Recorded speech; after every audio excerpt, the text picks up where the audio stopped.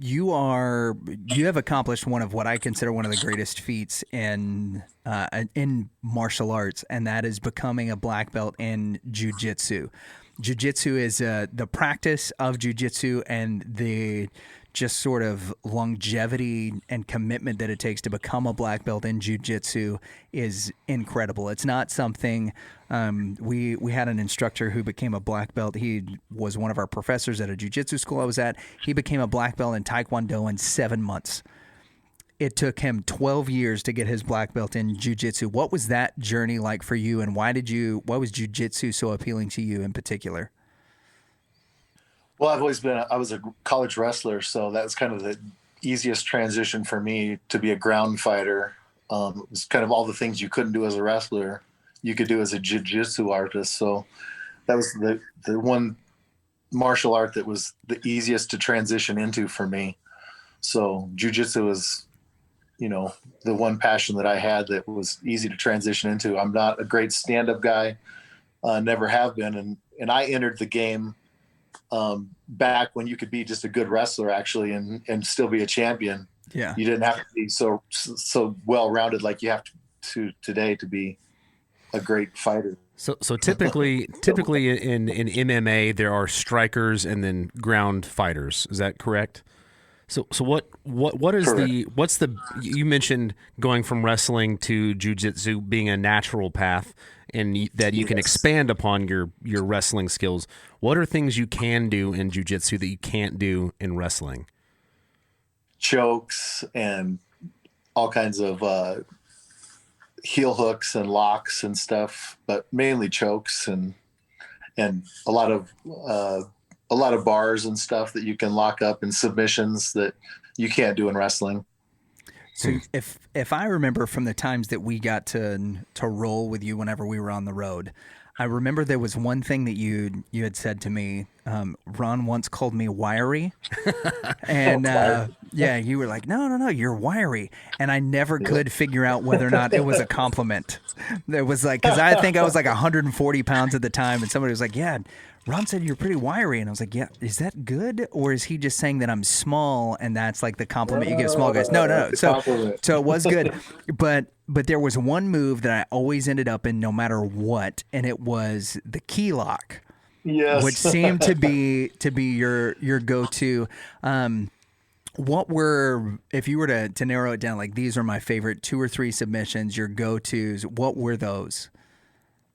Well, definitely a key lock. If you look back at my record, you'll see that but a good majority of my wins came from a key lock because I was a wrestler. So getting into side mount, and then you start ground and pounding somebody, the first thing that they do is they come up to defend themselves and block those punches from side mount, and they just feed that arm right up to block themselves, and they feed right up into a key lock. So that was a super easy submission for me.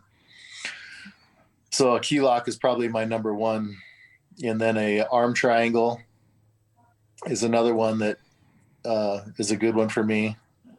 And those, just because of wrestling. All of these things I've heard Joe Rogan say. Yeah. I remember when we were rolling the first time that I went up to do that and got put into a key lock. You love saying that, don't you? It was because Ron was like slow motion, like punching at us. I was totally pinned down. I couldn't move, couldn't breathe, and he's like, "And this is what I would be doing with my fist right now." I'm like, "This is my skull would just be crushed. It would just be completely gone." You talk some in your book about your marriage late in life, that you've got a daughter now after having raised 2 boys, and you've got grandkids. What is life now looking back as a dad of, and your daughter is how old? 7 years old, just this last week. Okay, so how old are the grandkids? Grandkids are 2, 3, and 5. Okay, so what is it like being dad and granddad at the same time? It's pretty crazy. I'm just glad that I had mine before I was a grandparent. Do you? That would have been super weird. Yeah. Do you spoil your grandkids and tell your daughter no? at the same time. Like you yeah, three of get course. ice cream, you don't get any. You got to do your homework. Mine gets spoiled pretty bad though. Yeah. Yeah. Well, that's good. What She have does. you found? I guess during you're, to let our audience know, now you are a firefighter and paramedic. I am. What has been that which obviously that means you're staying in good shape. You look way younger than Danley and I do, though our audience might not know that you are slightly older than us. Yeah. What's next on your manly job agenda? Yeah. Well, what's it been like for you during the pandemic? What adjustments have you had to make? Because we haven't had a first responder on the show since this started. So I'm curious as to what are the adjustments that you've had to make as a first responder, and what has life been like since the pandemic started for you? You know, it really, my job hasn't changed a whole lot. We, obviously still have to go to work as a firefighter and a paramedic. Right. We still work we work 48-hour shifts. So we go and work 2 days and then we get 4 days off. Our work is pretty much the same. We haven't, it's changed a little bit in that we run our calls a little bit differently. We have to dress differently at work, and we wear full COVID restrictions when we're running calls now. We have to dress differently and wear our full PPE and masks and respond differently to our patients and stuff. But other than that, I mean, our calls are all the same. It's all kind of just been a crazy world. 2020 was definitely a crazy year for us. Yeah, and Agreed. now you're in the Greeley, Colorado area, and isn't that where the retirement home protest was, where the people in the retirement home came out and said we would rather die of COVID than loneliness a few months ago? They might have been Greeley. I'm in Windsor now, and we're actually building a house in Berthoud. But oh, nice. Yeah, Greeley has a lot of retirement homes, so I would not doubt that happened. So what is, I guess, transitioning back to training and things, are you still training in jiu-jitsu, and has COVID affected the way that you're able to train? It's actually affected us quite a bit. I was supposed to go to several classes, and actually for my department, we were going to instruct a class for all of our employees at Mountain View at my fire department, and just a self-defense class for all of the people. And we had to cancel that 3 times now because of COVID, because we can't have that many people in a room. We couldn't even have 3 people. Oh, good grief. And you can't roll now in a room because you have to be masked up. And obviously jiu-jitsu and wearing masks isn't a real good combination. And no, people sweating on each other is not real great with COVID right now. So it's affected jiu-jitsu and rolling quite a bit.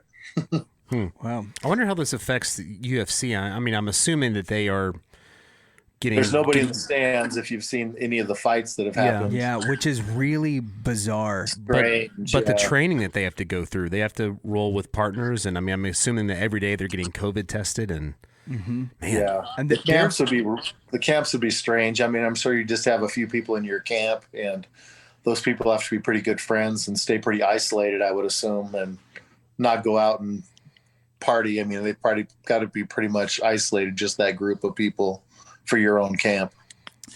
So looking back, you've had a big career that spanned a lot of different stuff, and we've covered a lot of that ground. We've talked about the stuff that's in the book. You've got the children's book, which is I'm assuming loosely based off of your kids program that you did for the elementary schools, where you were made fun of as a child for being chubby, and now you outweigh us by 100 pounds, but you have abs and we do not. Now you fight fires and Brock Lesnar. So, when at the point that you're now, if you were to look at a retrospective, what do you think has been your biggest accomplishment throughout, your life thus far? Well, when I was asked that question, definitely my biggest accomplishment was at the age of 32 when I accepted Jesus into my life. And I will tell anybody that was my greatest day of my life, and definitely my biggest accomplishment was having Christ as my Lord and Savior. Yeah.